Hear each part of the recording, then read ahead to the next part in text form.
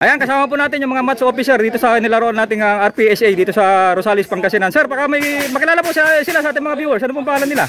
Ako si retired SPO4 Gomez. Taga saan po sila? Na Ordanita City. Saan gun club po sila affiliated, sir? Dito rin, ang gun club ko dito sa Rosales. Dito rin po sa Rosales. Oo. Actually, 4 ang gun club ko. Marami palang gun club si sir eh. Banggitin naman natin, sir. Ako rin ang match administrator dito. Ako nag-set up dito itong palaro na ito. Ayun, oo. Pagka nagpalaro tayo, kontakin natin si sir. Ayan. Pwede. Sir, shout out sa mga kilala natin. Shout out ka riyan, mga kabeng-beng dyan. Yung mga mahilig sa... Ayan. yung mga mahilig sa beng-beng. Ayun, oo. Ayan, thank you sir. Thank you very much sa pagpapaunlak ng vlog interview. Kasama ulit natin yung isang match officer. Sir, pakilala po sila sa ating mga viewers. Sino po sila? Po si Ernie Parangat from Ordanita. Akong match officer. Ilang taon na po kayong match officer, sir, sa Pismo? Hindi binibilang, dami Oo, mga 6 na siguro. 6 na taon na. Ayun, no. Isa akong front officer dito sa sa Stage 4. Sir, saan gun club po kayo affiliated, sir? Bipadsay, sir. Bipadsay. Opo. So yung mga ibang match officer, sir, marami silang gun club. Sa inyo po ba, isang gun club lang po ba? O may mga ibang gun club po tayo? Opo. Isa lang po. Loyal si sir. Ayan. Sir, baka may gusto po silang i-shoutout sa mga kilala natin. Ayun, sa lahat ng mga kaparehas kong match officer. Match officer. Oo. At range officer kasi muro sa tawag namin sa amin eh. Okay. Kasi dalawa yung namin. Oo. Sige, share naman po yung experience natin bilang isang match officer, sir. Ano bang masaya ba? Saan ba tayo nakakarating na mga dayuhan? Buong sir eh. Yung mga kagaya kong match officer, Luzon, Visayas, Mindanao, may international pa. Pero yun. ako dito lang sa dito lang din. Ayan, busy tayo eh. Okay, yan. Ito yung magitang nating match officer. Ayan, sir, thank you very much sa pagpapaunlak ng ating vlog interview. Okay, sir, welcome po. Ayan, thank you. Sir, baka may gusto po kayo shoutout sa ating mga kilala? Kay Paripupot, Orita. Ayun, kasi nandito si Danny Acosta. Ayan,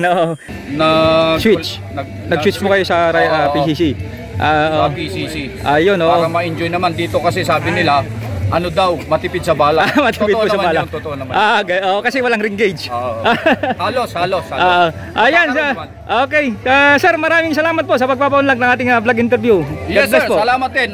Sandali, sir. May nakalimutan po tayo. Yung YouTube channel. Paki-like din po, sir. Yung mga viewers natin dyan. Paki-like na rin po yung Just TV. Ayan, i-plus na lang po natin dito sa ating screen yung kanyang YouTube channel. Ayan, okay, para suportahan po natin yung ating mga ka-shooter, ka-beng-beng. Ayan. Salamat po, sir. Okay, sir.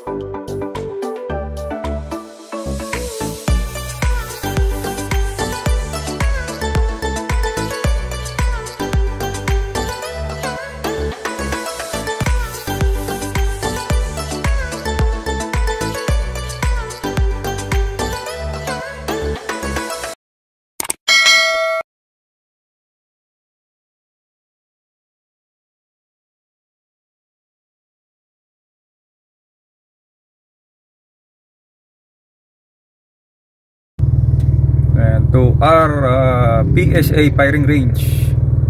Shoot for a cause. Ayan, dito po siya. Ito po yung kanilang daanan. Ayan, papasok. Okay, so ito po yung papasok sa Rosales Practical Shooters Association Incorporated. Ito po yung papasok na kanilang firing range. Bukid yung dadaanan mo, bukid.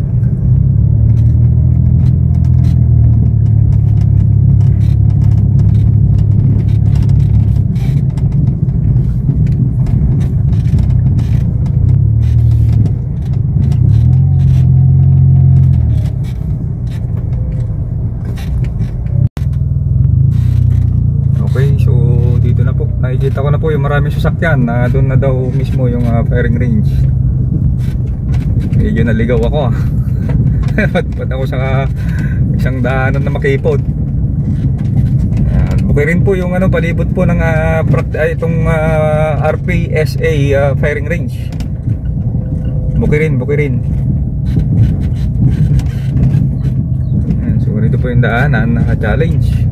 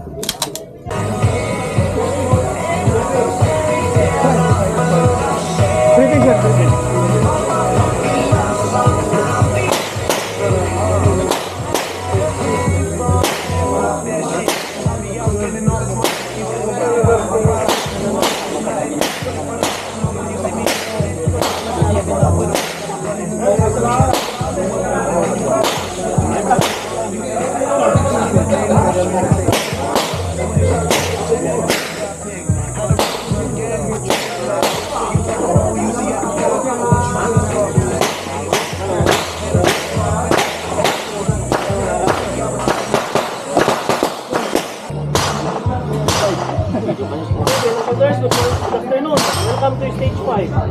Stage 5 is consisting of 30 rounds. Meron tayong 15 smoke boards with 2 no-shoot. So, one condition 1, loaded. Then procedure, shooting standing on mark, facing the barricade, an-audible signal, engage the target within the demarcated firing zone only. Any question, sir? Sir, welcome to stage 6, consisting 3 smoke board, 4 power play, and 2 falling target. The minimum of 12 rounds. Gun and ready condition 3. Starting position, shooter standing on mark, eyes on mark. Gun and magazine to be used must be put on top of the barrel, separately. Magazine, baril po. Pwedeng vice versa po. Baril, Either left or right. Okay sir, welcome to PCC. PCC ka? Gusto mo ting kabil nito? 3 board. Kung pwede na PCC na, okay na. Okay lang mo talaga kabil mo wala. Loaded holster, PCC kabil na. standing on map, an-audible signal, recording the port. Dugugan ka lang sir. Yes sir. Ka ba na nag-PRR? Meron PR lang man.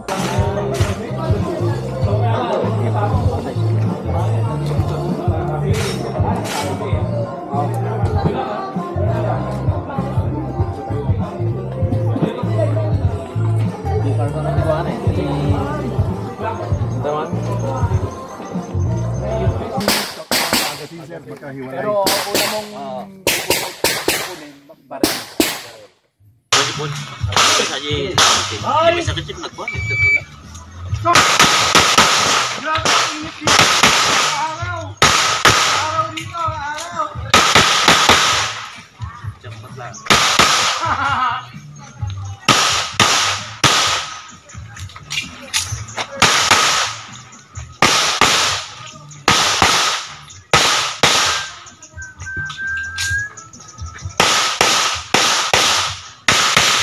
We're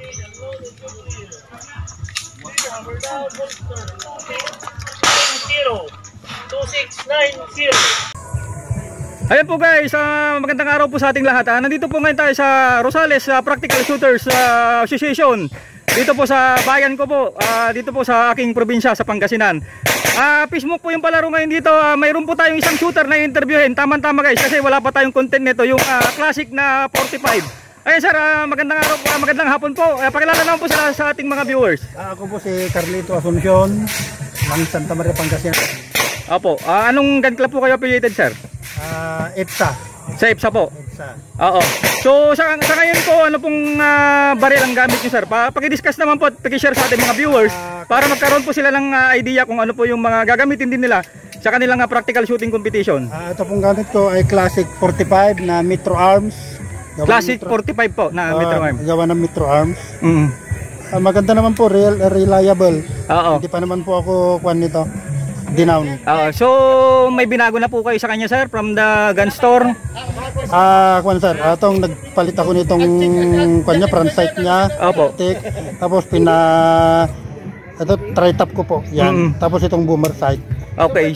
Ilang ano po yan? Ilang rounds po yung kanyang magazine pagka 45? 8 rounds po, 8 rounds. 8 rounds po siya. So major scoring. Major scoring. Oo. So in terms naman po sa mga mag-wheel, wala pa hindi pa naglalagay ano? Ito po, itong mag-wheel niya po na pinalagay po. Yung kanyang hammer, stock pa po yan sir. Stock po, yung hammer. Stock pa po. About yung barrel sir, nagpalit na po kayo o hindi stock pa pa rin po? Yung stock pa rin niya. Stock pa rin po niya. Stock pa rin niya. Oo. So far ano pong pakiramdam niyo sa recoil dahil malakas po yan? Tama lang po. Carry naman. Carry naman po. So ilang years na po kayong pumuputok sir ng classic gamit po yung ating caliber 45? Kuwan ito.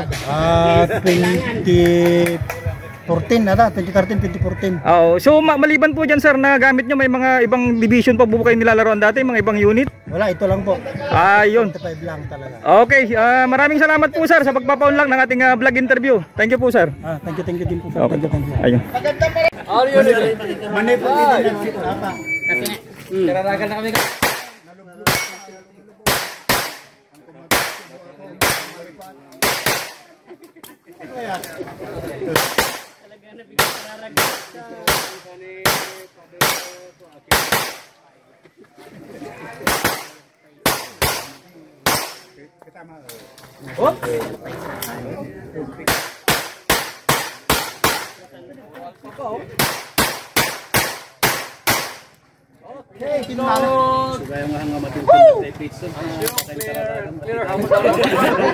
Time! 2961. Po guys, so another shooter po yung ating i-interviewin. Ayan, so siya namang babanggit at magagan review yung siya na mag-share ng information yung ganyang gamit na baril na pinanlalaro niya po sa ating competition. Yan sir, magandang hapon po.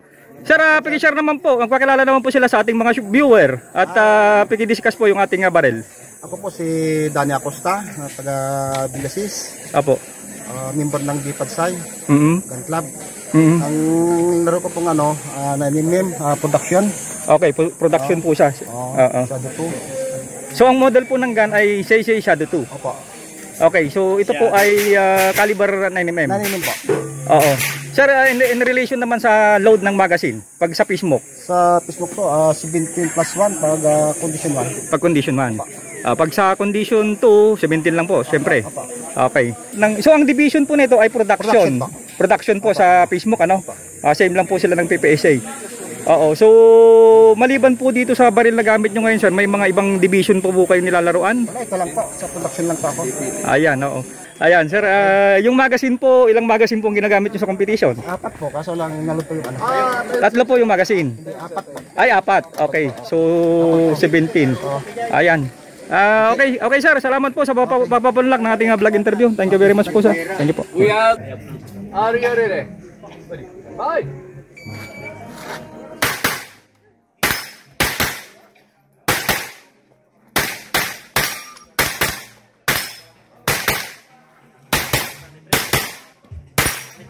Takasan.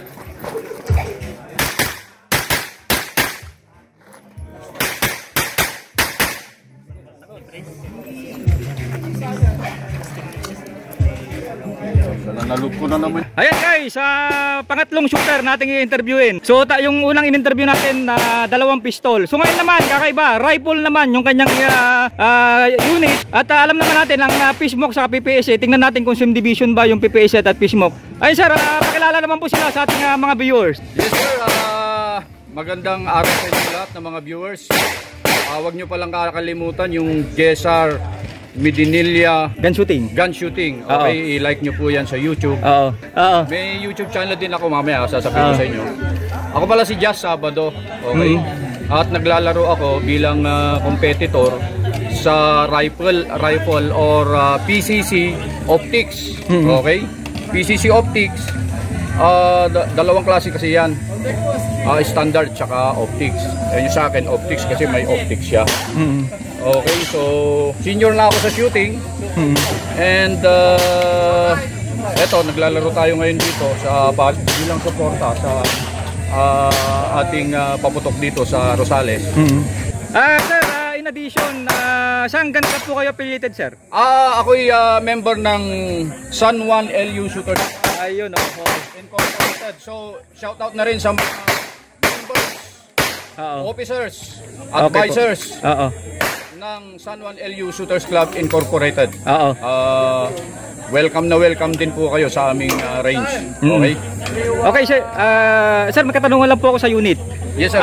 Ano po ulit ang exact model ng ating unit? Ang model ng ating unit ay ang stud siya. US made siya. US made po. Oo, 9mm siya. Oo, ang capacity ng magazine niya 33 rounds. Sa Fishmock kasi pwede tayong magkarga hanggang 48 yata maximum load sa ultimate course. Pero sa PPSA hanggang 32 lang plus 1, 33 rounds. So usually sir, ilang magazine po ang ginagamit nyo? Dalawa lang. Dalawa lang po. So, pero isa lang ang dala ko ngayon kasi pagka short course, hindi na ako naglalagay ng dalawa. Isa na lang para iwas bigat sa takbo kung mayroong mga takbuhin. Okay? Sir, ilang years na po kayo naglalaro ng ating PCC? Ano pa lang, wala pa akong months pa lang.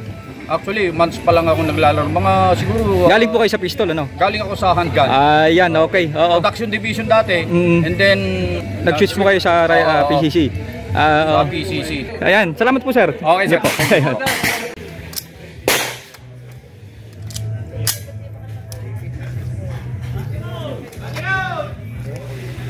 Yuri. Bye.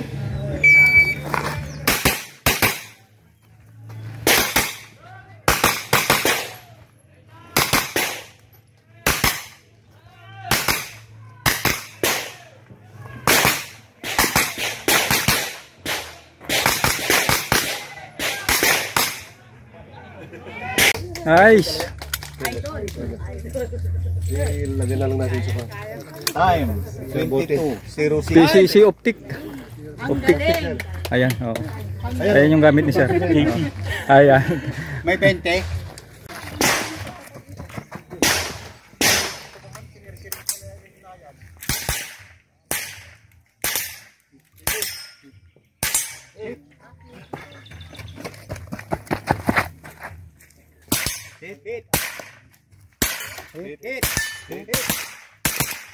Nice.